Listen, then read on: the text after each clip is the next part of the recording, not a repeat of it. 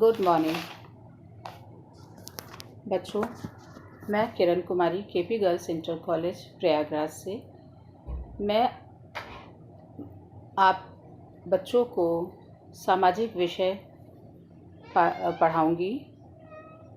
इस विषय के अंतर्गत बच्चों, आपको जैसे पता है, पहले भी पढ़ चुके हो आप लोग कि इतिहास, भूगोल, नागरिक शास्त्र और अर्थशास्त्र विषय से संबंधित अध्ययन करते हैं हम लोग। इसी क्रम में आज मैं आपको भूगोल विषय का अध्ययन करवाऊंगी, जिसके अंतर्गत आपको मैं फर्स्ट लेसन जो संसाधन और विकास है के बारे में पढ़ाऊंगी। संसाधन और विकास। बच्चों, संसाधन क्या है? संसाधन वह है जो हमें प्रकृति से जीवन यापन के लिए निःशुल्क प्राप्त हुआ है। उसे हम संसाधन के रूप में प्राप्त करते हैं या हम ही उसको संसाधन मानते हैं। बच्चों, वैसे तो यह संसाधन निष्क्रिय पड़े रहते हैं, परंतु मनुष्य के संपर्क में आने पर ये सक्रिय हो जाते हैं अथवा मानव उसको अपने उपयोग के लिए उपयोगी बना लेता है।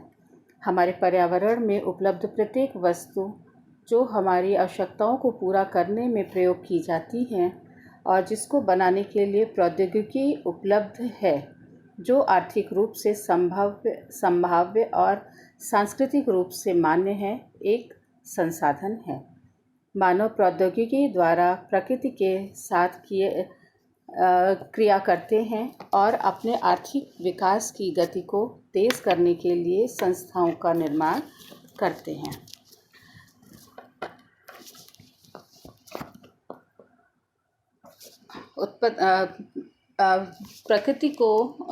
संसाधन को विभिन्न भागों में बांट सकते हैं।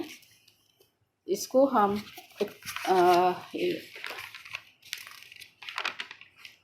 संसाधनों को विभिन्न प्रकारों में बांट सकते हैं। ये संसाधन प्राकृतिक, मानव निर्मित और में बांटा गया है। प्राकृतिक संसाधन वे संसाधन हैं जो प्रकृति से प्राप्त होते हैं और अधिक संशोधन के बिना उपयोग में लाए जाते हैं, प्राकृतिक संसाधन कहलाते हैं, जैसे वायु, जल, मृदा, खनिज पदार्थ आदि। ये विभिन्न समूहों से प्राप्त प्राकृतिक संसाधन का वर्गीकरण उनके विकास और प्रयोग के स्तर, उद्गम, भंडार और वितरण के अनुसार किया जाता है। मानव निर्मित संसाधन वह मानव अपने आवश्यकताओं के आधार पर उसका निर्माण करता है। अभी हम प्राकृतिक उत्पत्ति के आधार पर हम देखते हैं, जिसके अंतर्गत जैव संसाधन और अजैव संसाधन। जैव संसाधन इन संसाधनों की प्राप्ति जीव मंडल में से होती है और इनमें जीवन व्याप्त है, जैसे मनुष्य, पशु आदि। अजैव संसाधन, जैसा कि नाम से ही विदित है, ये वे संसाधन हैं जिसमें जो निर्जीव वस्तुएं होती हैं। इसे हम जैसे चट्टानें, धातुएं आदि। इसी क्रम में दूसरा प्रकार है स्वामित्व के आधार पर, समाप्य के आधार पर।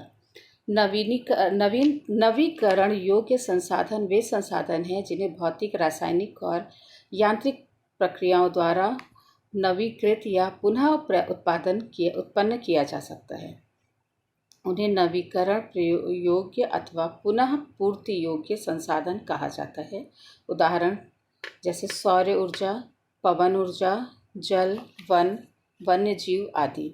इन संसाधनों को सतत और प्रवाह संसाधनों में विभाजित किया गया है। अनवीकरण योग्य संसाधन वे इन संसाधनों का विकास एक लंबे भूवैज्ञानिक अंतराल में होता है।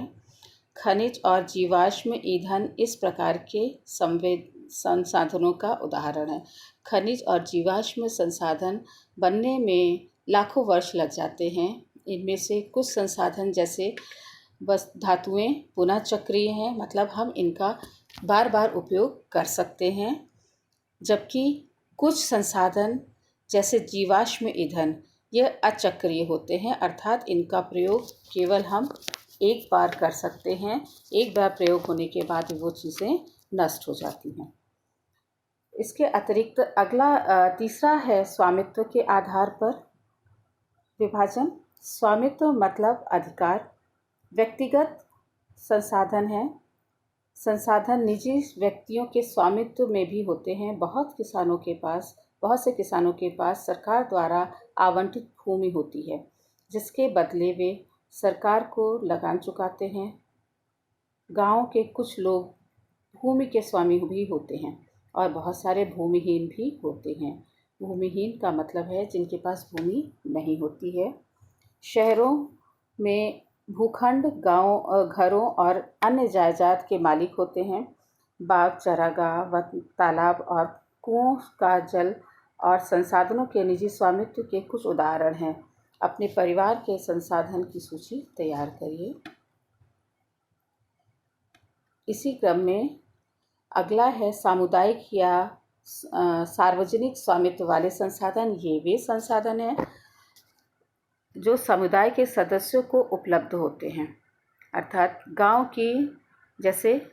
की चारण भूमि, शमशान भूमि, तालाब आदि। नगरीय क्षेत्रों में यह पार्क, पिकनिक स्थल या खेल के मैदान हो सकते हैं। इस तरीके से इसके अतिरिक्त एक अन्य संसाधन है जिसे हम राष्ट्रीय कहते हैं, जो तकनीकी तौर पर देश में पाए जाने वाले सारे संसाधन राष्ट्रीय हैं। देश की सरकार को कानूनी अधिकार है कि वह व्यक्तिगत संसाधनों का भी आम जनता के हित में अधिग्रहण कर सकती है। आपने देखा होगा कि सड़कें, नहरें, रेल लाइनें व्यक्तिगत स्वामित्व वाले खेतों में बनी हुई हैं। शहरी विकास प्राधिकरणों को सरकार ने भूमि अधिग्रहण का अधिकार क्षेत्र दिया हुआ है। सारी खनिज पदार्थ, जल संसाधन, वन्य जीवन राजनीतिक सीमाओं के अंदर सारी भूमि और समुद्री मील या समुद्री क्षेत्र और महासागरीय क्षेत्र, वे सब संसाधन राष्ट्र की संपदा हैं। इसके अतिरिक्त अन्य संसाधन है अंतर्राष्ट्रीय संसाधन, जो अंतर्राष्ट्रीय संस्थाएं संसाधनों को नियंत्रित करती हैं। तटरेखा जैसे 200 किलोमीटर की दूरी तक से परे खुले महासागरीय संसाधनों पर किसी देश का अधिकार नहीं है। इन संसाधनों को अंतर्राष्ट्रीय संस्थाओं की सहमति के बिना उपयोग नहीं किया जा सकता है।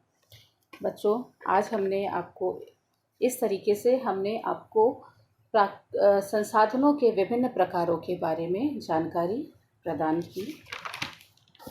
आशा है आपको इससे संबंधित सारी चीज़ें समझ में आ गई होंगी।